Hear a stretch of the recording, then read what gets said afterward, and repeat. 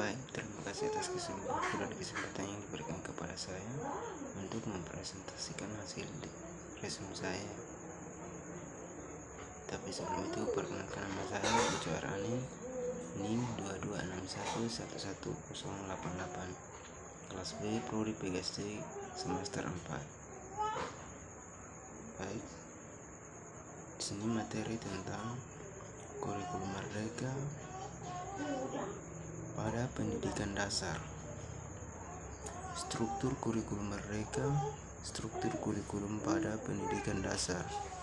Struktur kurikulum pada pendidikan dasar dan pendidikan dibagi menjadi dua, yaitu pembelajaran intrakurikuler. Intrakurikuler merupakan kegiatan yang utama yang ada di sekolah karena bertujuan untuk menumbuhkan kemampuan akademik siswa. Yang kedua, proyek penguatan profil belajar Pancasila. Proyek penguatan profil belajar Pancasila atau PS merupakan upaya untuk mendorong tercapainya profil belajar Pancasila dengan menggunakan paradigma baru melalui pembelajaran berbasis objek.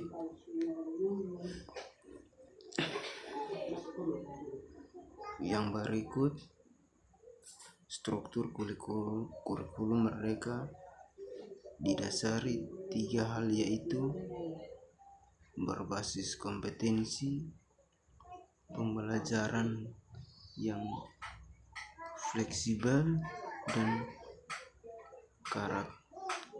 karakter Pancasila. Berikut adalah beberapa prinsip pengembangan struktur kurikulum merdeka. Struktur kurikulum merdeka yang pertama, struktur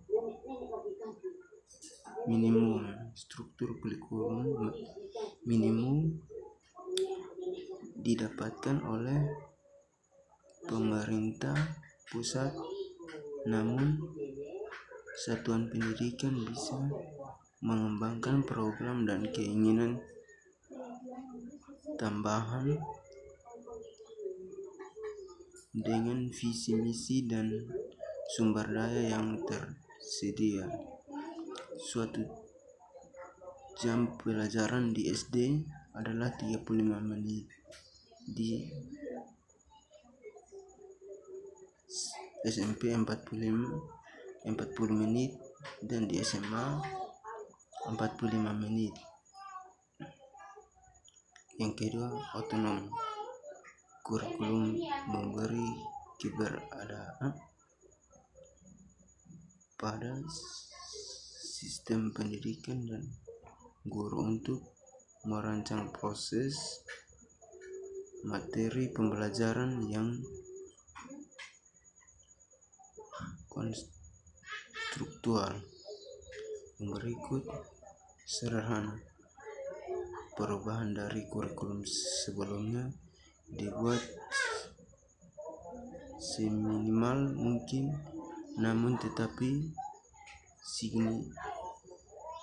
signifikan tujuan, arah perubahan, dan rancangannya dibuat jelas sehingga mudah dipahami sekolah dan pemangku kepentingan. Yang berikut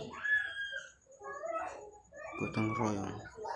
Pengembangan kurikulum dan perangkat ajar adalah hasil kolaborasi puluhan institusi, di antaranya Kementerian Agama, universitas, sekolah di lembaga pendidikan lainnya. Yang berikut karakteristik kurikulum merdeka. Karakteristik utama dari kurikulum merdeka yang membedakannya dengan kurikulum lainnya adalah: 1. Fokus pada materi esensial sehingga pembelajaran lebih mendalam, waktu lebih banyak untuk pengembangan kompetensi dan karakter melalui belajar kelompok seputar konteks nyata atau proyek nyata, pengetahuan profil belajar Pancasila. Yang kedua, capaian pembelajaran per fase dan jam pelajaran fleksibel, memberikan fleksibilitas bagi pendidikan dan dukungan perangkat ajar serta materi pelatihan untuk mengembangkan kurikulum satuan pendidikan. Yang ketiga, mengadakan gotong royong dengan sesuatu pihak untuk mendukung implementasi kurikulum merdeka. Berikut prinsip pembelajaran dalam kurikulum merdeka mencakup 3 tipe kegiatan pembelajaran, yaitu yang pertama, pembelajaran intrakurikuler.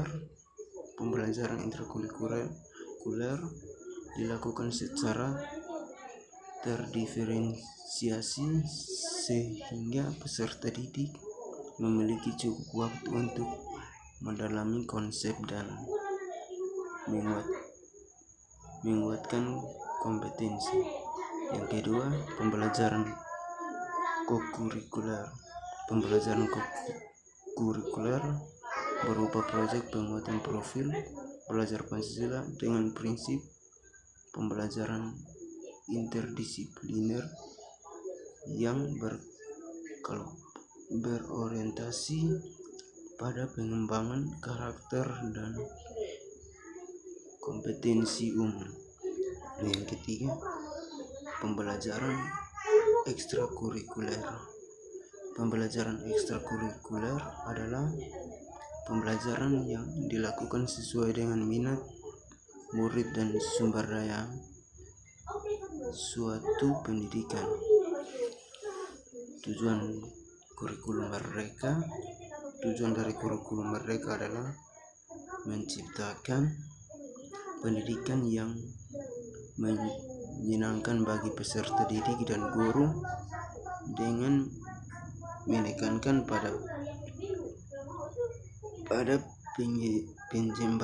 pengembangan aspek keterampilan dan pengembangan karakter sesuai nilai-nilai bangsa Indonesia.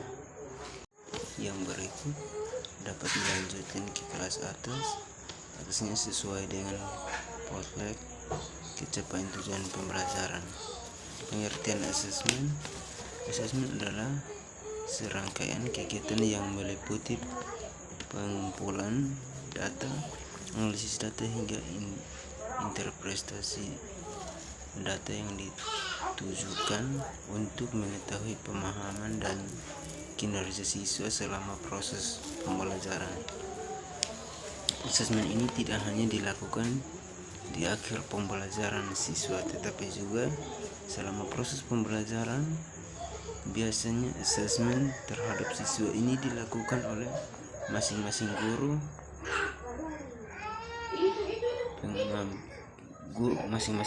pengampu mata pelajaran. Tujuan asesmen dalam kurikulum merdeka selama bertujuan untuk mengetahui tingkat pemahaman dan kinerja siswa selama proses pembelajaran. Asesmen dalam kurikulum merdeka juga dapat digunakan untuk melakukan evaluasi terhadap suatu proses pembelajaran. Nantinya hasil evaluasi ini baru menjadi acuan guru dalam membantu meningkatkan hasil pembelajaran siswa. Adapun tujuan lainnya asesmen kurikulum merdeka sebagai berikut. Yang pertama, memberikan informasi kepada guru mengenai gaya belajar siswa. Yang kedua, memberikan informasi yang lebih maju mengenai kemajuan siswa dalam pembelajaran. Yang ketiga, memperlihatkan kemajuan hasil belajar siswa secara individual dari proses pembelajaran yang dibuatnya. Yang keempat, memberikan nilai kepada guru untuk dapat memberikan umpan balik kepada siswa. Yang kelima, memotivasi siswa untuk meningkatkan atau mempertahankan hasil belajar. Yang keenam, yang terakhir, memudahkan guru untuk mengetahui potensi dari minat siswa. Baik, demikian hasil presentasi saya. Sekian dan terima kasih.